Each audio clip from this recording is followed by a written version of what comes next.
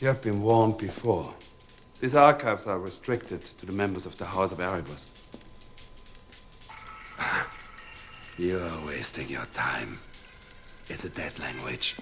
The ancient text can never be translated. You wouldn't even understand them.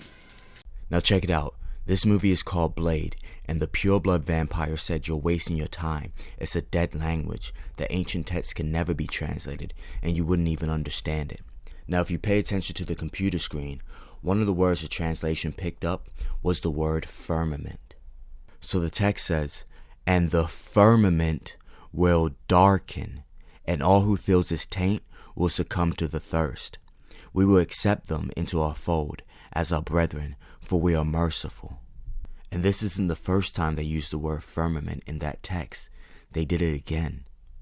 The unholy one rose in a fiery cloud. He lit the firmament of heaven to divide the day, the light. Genesis chapter 1 verse 4 through 5. And God saw the light, that it was good. And God divided the light from the darkness. And God called the light day, and the darkness he called night.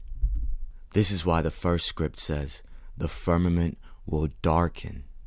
And the second script says, and the unholy one rose in a fiery cloud, and he lit the firmament of the heaven to divide the day, the light.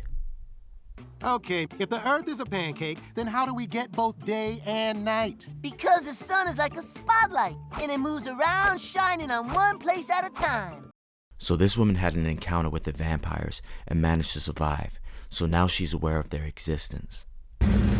Remember what we told you. You keep your eyes open. They're everywhere. Now in this scene, she stands behind two individuals who had tattoos on the back of their necks. And to the untrained eye, they're just regular tattoos. But to those who are awakened and aware, they represent the firmament. That's why one half of the firmament, or the dome, is shaded dark, and the other isn't. Because we're talking about night and day, light and darkness within the firmament. 2 Ezra chapter 6 verse 41. Again, on the second day, thou didst create the spirit of the firmament, and didst command him to divide and separate the waters, that one part might move upward, and the other part remain beneath. This is why you see those little lines, because they represent the waters above the firmament. And God made the firmament, and divided the waters which was under the firmament from the waters which was above the firmament, and it was so. Nocturnal birds were appropriate symbols of both sorcery and the secret divine sciences. Sorcery because black magic cannot function in the light of truth, day, and is powerful only when surrounded by ignorance, night. And the divine sciences because those possessing the arcana are able to see through the darkness of ignorance and materiality. Owls and bats were consequently often associated with either witchcraft or wisdom. And this is why the half-breed vampire Blade is called the Daywalker, because he possesses the insight and understanding of what is concealed in the darkness, knowledge that everyone is ignorant of, and can actually walk freely amongst the people in the light, in the day, without the sunlight, the truth, destroying him. He had all of their strengths and none of their weaknesses. Galatians chapter 5 verse 16 and 17. This I say then, walk in the Spirit, and you should not fulfill the lust of the flesh. For the flesh lusteth against the Spirit, and the Spirit against the flesh, and these are contrary to one another, so that ye cannot do the things that ye would. Remember, Blade is part vampire, so he has a natural craving for blood, for the flesh, for sin. However, he chooses to walk in the Spirit, so he won't do the things that he should do that aligns with his vampiric nature, that aligns with the lusts of the flesh. That's why the Bible says, you are all children of the light and children of the day. We do not belong to night or to the darkness. So then, let us not be like others who are asleep, but let us be awake and sober. You better wake up. The world you live in is just a sugar-coated topping. There is another world beneath it, the real world. And if you want to survive it, you better learn to pull the trigger.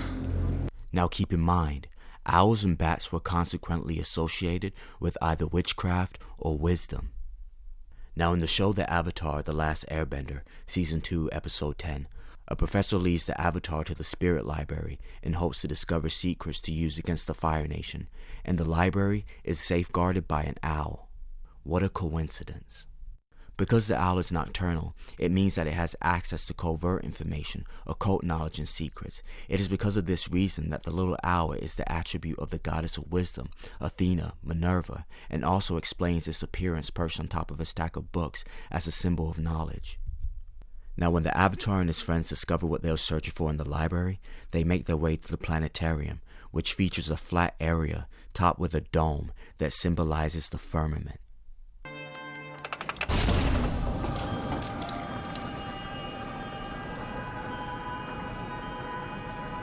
This room is a true marvel, a mechanical wonder. It's a planetarium that shows the heavens moving. This is beautiful, but how is it helpful? Maybe these dials represent dates and times. Sokka, try entering that date from that parchment you took. Shh, Katara! Not in front of the fox, he's with the owl. But when the owl realizes what they're up to and the purpose behind their actions, he says this. What are you doing? I'm taking my knowledge back. No one will ever abuse it again. He's sinking the building. We've got to get out of here. I'm afraid I can't allow that. You already know too much. They said he's sinking the building. We gotta get out of here. And the owl, the keeper of covert information and occult knowledge, said I can't allow that. You already know too much. What do they know? The earth ain't the shape that they've been telling you it is. Now, first of all, lad, we've got to get all these medieval ideas out of your head. Clear the way for new ideas. Knowledge of man's fabulous discoveries in the centuries ahead. Now, that'll be a great advantage, boy. Advantage indeed. If the boy goes about saying the world is round, they'll take him for a lunatic. The world is round? Yes, that's right. And it also goes around. You mean it'll be round someday? No, it's round now. Man will discover this in centuries to come. Page 16.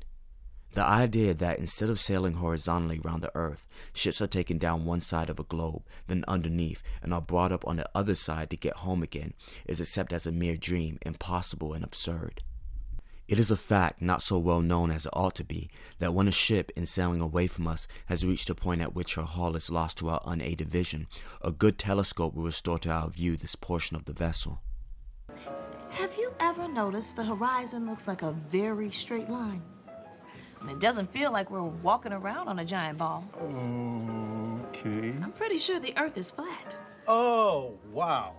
If the Earth were a globe rolling and dashing through space at the rate of 100 miles in 5 seconds of time, the waters of seas and oceans could not, by any known law, be kept on its surface. The best possessions of man are his senses, and when he uses them all, he will not be deceived in his survey of nature. It is only when some one faculty or other is neglected or abused that he is deluded. Every man in full command of his senses knows that a level surface is a flat or horizontal one, but astronomers tell us that the true level is a curved surface of a globe. They know that man requires a level surface on which to live, so they give him one in name, which is not one in fact. Since this is the best the astronomers, with their theoretical science, can do for their fellow creatures, deceive them, it's clear that things are not as they say they are, and in short, it is proof that the Earth is not a globe. Hi!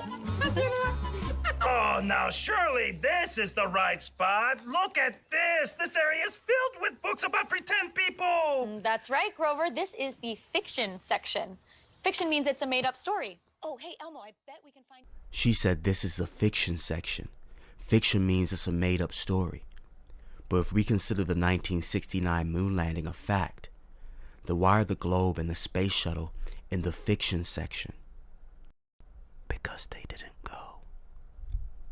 And that's why they persist in showing us that the moon landing was actually recorded in a movie studio. Oh man, that's the best idea since they faked the moon landing. Okay, cut. Wow, Neil Armstrong. Hey, wait a minute. You're supposed to be on the moon. I just saw it on TV. Oh, there's a tape delay and with all solar winds.